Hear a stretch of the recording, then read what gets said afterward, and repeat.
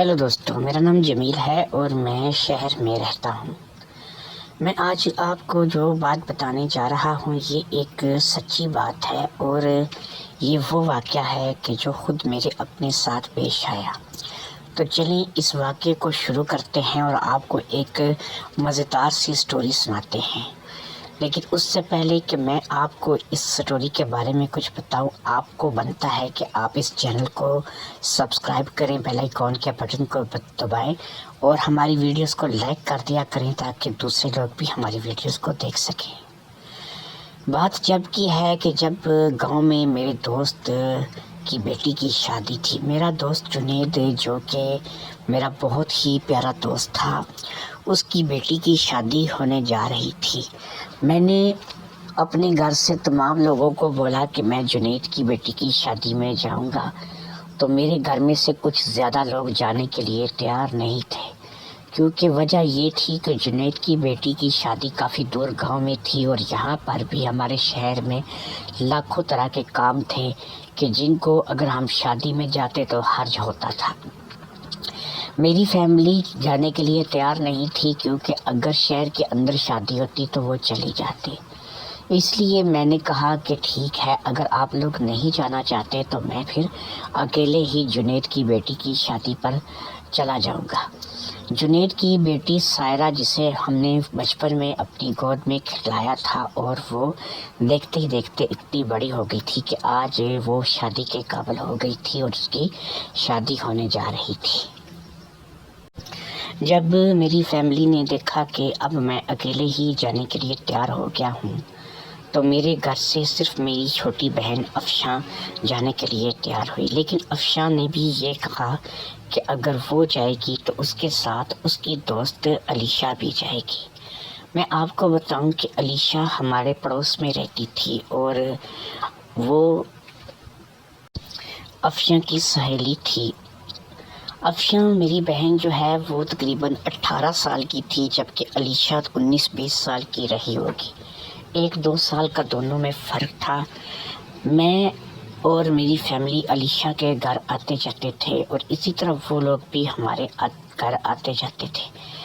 میں علیشہ کو اور علیشہ مجھے بڑے اچھے طریقے سے جانتی تھی، اسی لیے جب میری بہن افشاں نے علیشہ کی امی سے اس بات کی اجازت مانگی کہ بھئی علیشہ بھی ہمارے ساتھ شادی میں جائے گی، تو آنٹی نے کسی بھی قسم کی بات کیے بغیر علیشہ کو جانے کی اجازت دے دی۔ اس لیے علیشہ بھی اب ہمارے ساتھ جانے والی تھی اور ہم علیشہ کے ساتھ جا کر کے وہاں گاؤں میں یہ شادی انجوائے کرنے والے تھے۔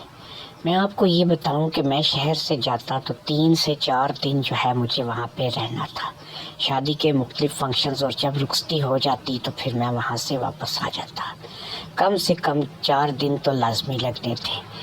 اسی بات کو ذہن میں رکھ کے میں نے جنید کو کال کی اور بتایا کہ بھئی میں آ رہا ہوں شادی میں، اور میرے ساتھ میری بہن افشاں بھی ہوگی، اور اس کے علاوہ پڑوس سے ایک لڑکی ہے جو کہ ہمارے ساتھ ہی رہتی ہے، علیشہ، اس کو بھی لے کر کے میں آ رہا ہوں۔ وہ بھی گاؤں کی شادی دیکھنا چاہتی ہے اور اسے بہت شوق ہے گاؤں کی شادیاں دیکھنے کا۔ تو جب میری بہن افشاں نے اس کے سامنے شادی کا ذکر کیا تو وہ فوری طور پر تیار ہو گئی، اس لیے میں افشاں اور علیشہ دونوں کو لے کر کے گاؤں آ رہا ہوں۔ میرے دوست جنید کو اس بات پہ کیا اعتراض ہو سکتا تھا؟ اس نے کہا کہ ٹھیک ہے، کوئی مسئلہ نہیں ہے، میں تو چاہتا تھا کہ تمہاری پوری فیملی آئے، لیکن اگر تمہاری پوری فیملی نہیں بھی آ رہی ہے تو کوئی مسئلہ نہیں ہے، جتنے لوگ آ رہے ہو تمام کو ویلکم ہے۔ لہٰذا اگلے ہی دن جانے کی تیاریاں ہوئیں اور پھر ہم لوگ تقریباً 6 گھنٹے کے سفر کے بعد میرے دوست جنید کے گاؤں پہنچ گئے۔ گاؤں کا ماحول واقعی بہت بہترین تھا۔ میں تو کئی بار یہاں اس گاؤں میں آ چکا تھا جنید سے ملنے کے لیے یا پھر کسی کام کے سلسلے میں، جبکہ علیشہ اور افشاں پہلی بار یہاں پر آئی تھیں اور ان کو عجیب سا جو ہے یہاں پہ محسوس ہو رہا تھا۔ یہاں کے ماحول کو، یہاں کے لوگوں کو، یہاں کے بنے ہوئے گھروں کو، زمینوں اور ٹیوب ویل وغیرہ کو وہ بڑی حیرت بڑی نظروں سے دیکھ رہی تھیں۔ یہ نہیں کہ انہوں نے کبھی گاؤں دیکھا نہیں تھا، لیکن صرف ٹی وی کی حد تک انہوں نے گاؤں دیکھ رکھے تھے۔ آج گاؤں انہوں نے حقیقی طور پر دیکھا تھا اور ان کو پتہ چلا تھا کہ گاؤں کا ماحول اور شہر کا ماحول کس قدر فرق ہوتا ہے۔ خیر، ہم جنید کے گھر پہنچ گئے۔ یہ ایک گاؤں میں بڑی حویلی تھی اور جنید بڑے رکھ رکھاؤ والا آدمی تھا۔ جنید کے گھر جاتے ہی میں تو جنید سے ملا اور پھر اسی طریقے سے افشاں اور علیشہ وہاں کی لڑکیوں میں گھل مل گئی۔ اسی طرح سے کرتے کرتے ہم ایک دوسرے سے ملتے ملاتے کھاتے پیتے رات ہو گئی۔ رات میں اب جنید نے کہا کہ بھئی بات یہ ہے کہ آپ کو پتہ ہے کہ یہاں پر اگرچہ ایک بڑی حویلی ہے، لیکن میری برادری بھی آپ جانتے ہیں کہ بہت بڑی ہے، تو بہت زیادہ مہمان جو ہیں وہ گھر میں آئے ہوئے ہیں۔ تو اب اتنے زیادہ مہمانوں کی موجودگی میں سسٹم یہ ہے کہ سونے کے لیے جگہ کم پڑ رہی ہے۔ تو اب آپ لوگ بھی شہر سے اتنی دور سے آئے ہیں، تو اس لیے میں کوشش کر رہا ہوں کہ سونے کا کوئی ایسا انتظام کیا جائے کہ سب لوگ آسانی سے سو سکیں۔ اس لیے میں آپ لوگوں کو ایک کمرہ دے دیتا ہوں۔ تو اب آپ لوگ جو تینوں شہر سے آئے ہیں اس شادی میں شرکت کے لیے، یعنی آپ اور علیشہ کے ساتھ افشاں، تو آپ لوگوں کو ایک ہی کمرے میں گزارا کرنا ہوگا اور آپ تینوں کو ایک ہی کمرے میں سونا ہوگا۔ میں نے کہا کوئی مسئلہ نہیں، شادیوں وغیرہ میں ایسے ہو ہی جاتا ہے کہ جگہ کم پڑ جاتی ہے اور انسان کو مینیج کرنا پڑتا ہے، تو کوئی مسئلہ نہیں ہے، میں مینیج کرنے کے لیے تیار ہوں۔ اب ایک کمرہ جو کہ کچھ زیادہ بڑا نہیں تھا، زیادہ سے زیادہ 10 بائی 10 کا رہا ہوگا، ایک چھوٹا سا کمرہ تھا، حویلی کیا کوئی ایک مطلب حویلی بہت بڑی تھی اور کمرے بہت بڑے بڑے تھے، لیکن یہ کمرہ مجھے بہت چھوٹا لگ رہا تھا، شاید یہ کوئی سٹور روم کے طور پر استعمال ہوتا تھا، لیکن ہے صاف ستھرا تھا، اندر بستر لگا ہوا تھا۔ تو اس کمرے میں ہم لوگوں کو رہائش کے لیے جو ہے وہ بھیج دیا گیا۔ میں آپ کو بتاتا چلوں، کھانا وغیرہ رات کا ہم لوگ کھا چکے تھے اور باتوں میں رات کے تقریباً 11 بج چکے تھے۔ اب رات کے 11 بجے ہم لوگوں کو سونے کے لیے اس کمرے میں بھیج دیا گیا۔ اب اتفاق کی بات یہ ہے کہ اس کمرے میں صرف ایک ہی بیڈ لگا ہوا تھا اور ہم تینوں کو اسی بیڈ پہ گزارا کرنا تھا۔ یہ گاؤں تھا، کھلا ماحول تھا اور یہاں پر سردیوں کے معاملات چل رہے تھے، یعنی کہ شہر میں اس قدر زیادہ سردی نہیں تھی، لیکن گاؤں میں راتیں ٹھنڈی ہو جاتی تھیں۔ اس لیے ہمیں اوپر لینے کے لیے ایک بڑا کمبل دیا گیا جو کہ ڈبل بیڈ کے لیے ہی مخصوص تھا۔ ہم لوگ 3 لوگ اگر اس کمبل کو مینیج کر کے لیتے تو آسانی سے ہم تینوں اس کمبل میں آ سکتے تھے۔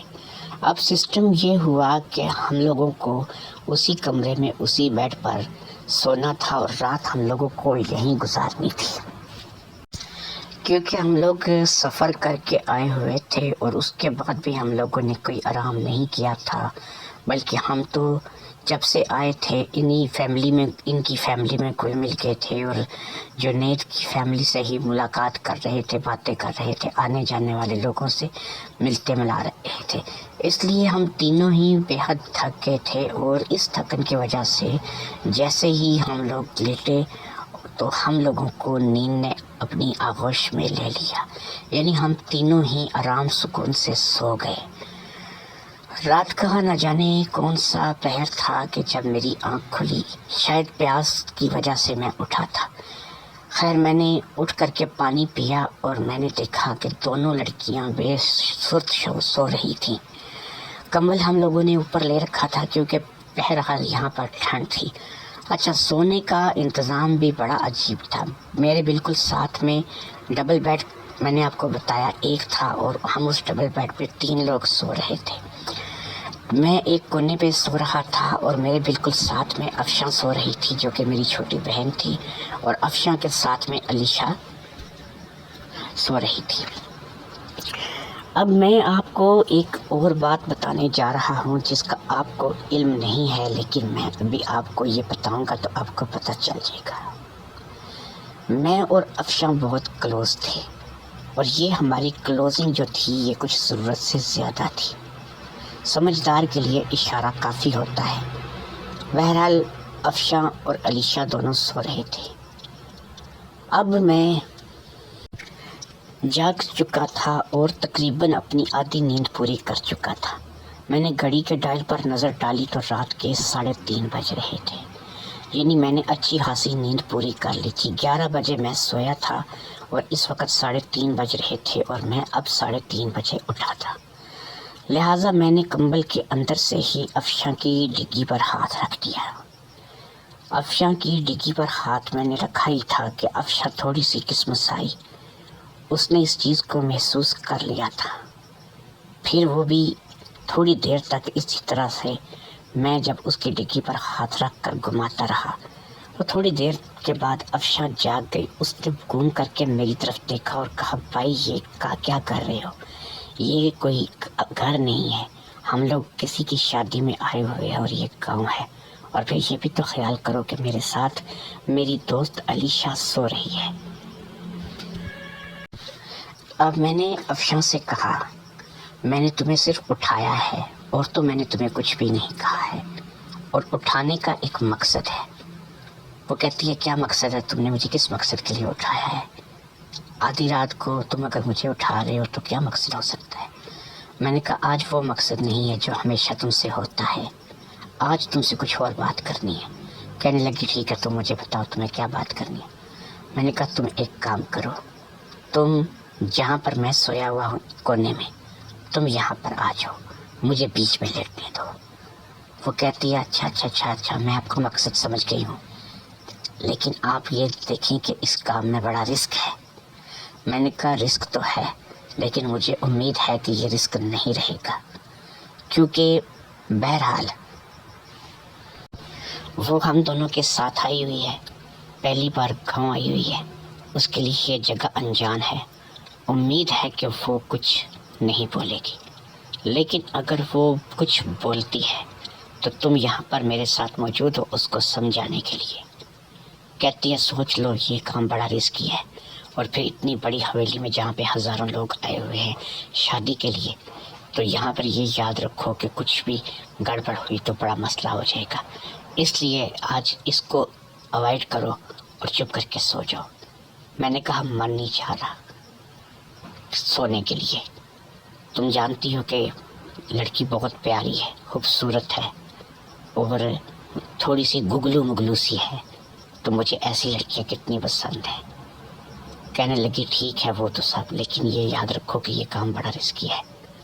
چلو تم ایک کام کرو، میں ہوں نا، تو تم اس کو چھوڑو، جو کچھ بھی تمہیں چاہیے وہ تم مجھ سے لے سکتے ہو، میں تمہیں دینے کے لیے تیار ہوں، لیکن تم اس وقت اس کی طرف مت ہو۔ میں نے کہا، چلو ٹھیک ہے، اگر تم مانتی ہو تو پھر مجھے اس کے پاس جانے کی کیا ضرورت ہے۔ لہٰذا میں نے افشاں کو اپنی باہوں میں دبوچ لیا اور پھر میں اس سے ماتھے پر پیار کرنے لگا، کبھی اس کے گالوں پر آتا، کبھی اس کے ہونٹوں پر۔ اسی طریقے سے پھر میری حدیں بڑھتی گئیں اور پھر ہم اپنی حدوں سے کراس ہونے لگے۔ ہم لوگ سو گئے اور پھر اسی طریقے سے صبح ہوئی اور ہم اپنی نارمل روٹین سے اٹھ گئے۔ رات کو کیا ہوا تھا، کیسے ہوا تھا، یہ میرے اور افشاں کے لیے کوئی نئی بات نہیں تھی، اس لیے ہمیں تو کسی چیز کی فکر نہیں تھی۔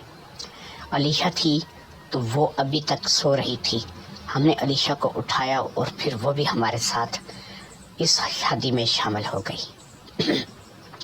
ہم لوگ کمرے سے باہر نکل آئے تھے، ناشتے تیار ہو رہے تھے اور اب ہم لوگ ناشتہ وغیرہ کرنے کے چکر میں تھے۔ میرا من تھا کہ بار بار علیشہ کو لے کر کے اسی کی طرف جا رہا تھا۔ میرے من میں اب ایک ہی سوال تھا کہ علیشہ کو کس طریقے سے توڑا جائے اور کسی طریقے سے علیشہ کو اپنے ساتھ ملا لیا جائے۔ میں نے اس کام کے لیے افشاں کی مدد لینی چاہی، لیکن افشاں نے صاف منع کر دیا۔ اس نے کہا کہ نہیں بھائی، علیشہ جو ہے وہ میری دوست ہے اور ہم اسے کسی بھی شکل میں کوئی رسک نہیں لے سکتے، وہ اگر کچھ بھی ایسا کرے گی کہ جو ہمارے لیے خطرناک ہوا تو ہماری یہاں پہ جو بھی عزت بنی ہوئی ہے وہ جاتی رہے گی۔ بات کافی حد تک مجھے افشاں کی سمجھ آ رہی تھی، لیکن میرا من نہیں مان رہا تھا۔ میرا من یہی مان رہا تھا کہ مجھے اب علیشہ کے لیے بھی کوشش کرنی چاہیے۔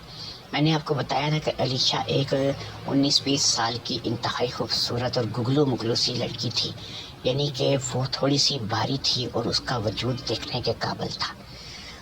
لیکن میری بہن کے منع کرنے پر میں اس کی طرف متوجہ نہیں ہو رہا تھا، لیکن میرا ذہن تھا کہ ماننے کا نام نہیں لے رہا تھا۔